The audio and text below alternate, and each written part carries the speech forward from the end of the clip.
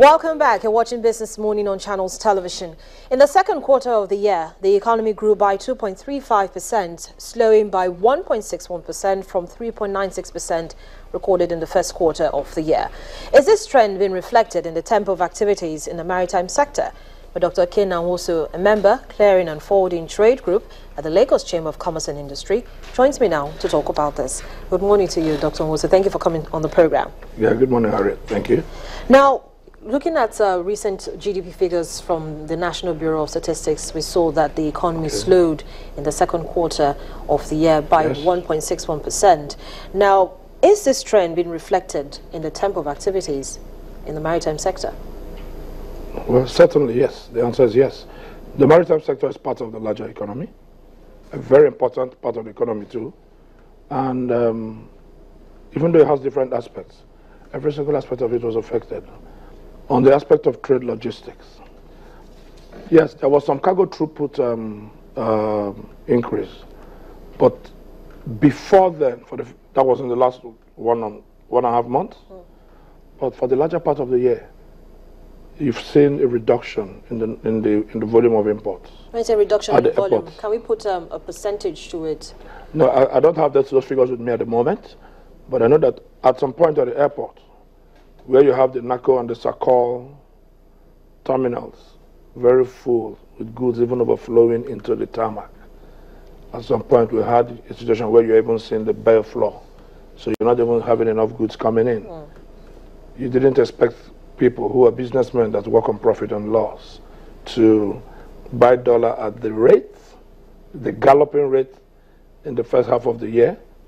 And when they come back and the goods come post-arrival, then you sell at a loss. How do you turn around?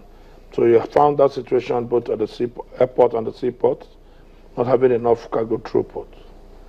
But I know that in the last 1 or 2 months, there was some slight increase in the seaport. Now, coupled with that, you have the CBN's regulations on foreign exchange regarding BDX, Bureau of Change and all that. So it wasn't the situation.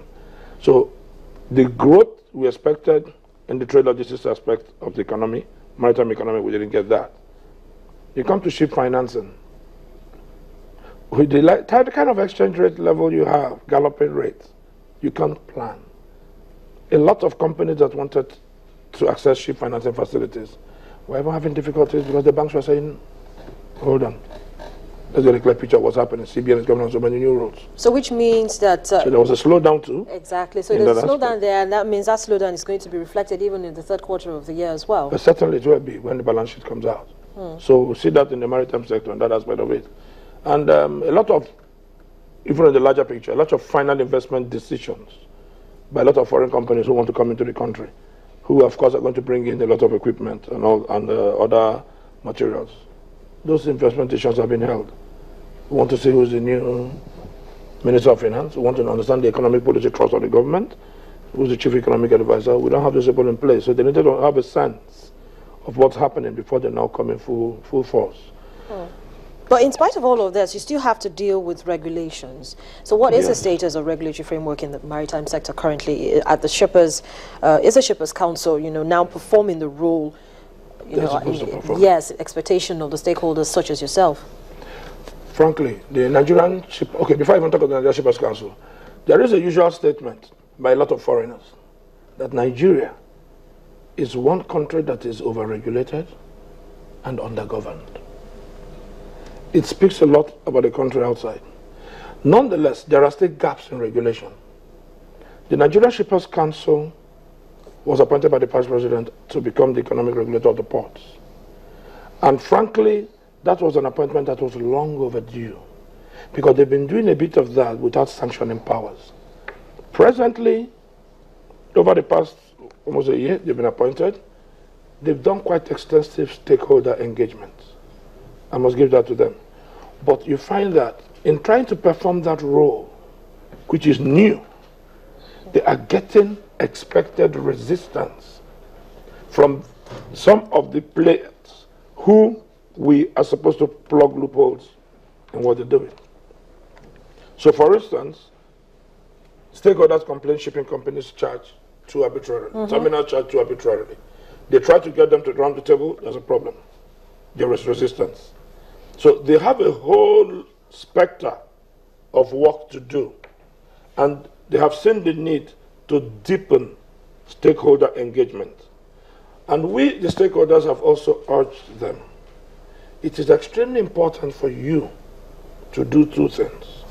One, you need to draw on global best practice of other regulators of the maritime sector outside Nigeria, both in Europe and North America and in the West African sub-region, because we must domesticate it to our own situation. Secondly, we've told them that the organized private sector, who are the people who are actually doing the importation, the chambers of commerce, the economic summit group, you need to deepen your engagement with them. Because when they speak, government listens. It's not only the other players at the port. Speak to the businessmen to bring it in so you understand. So if you do these two, it will help you to deepen your stakeholder engagement, and you will see much better. And they are very much doing that.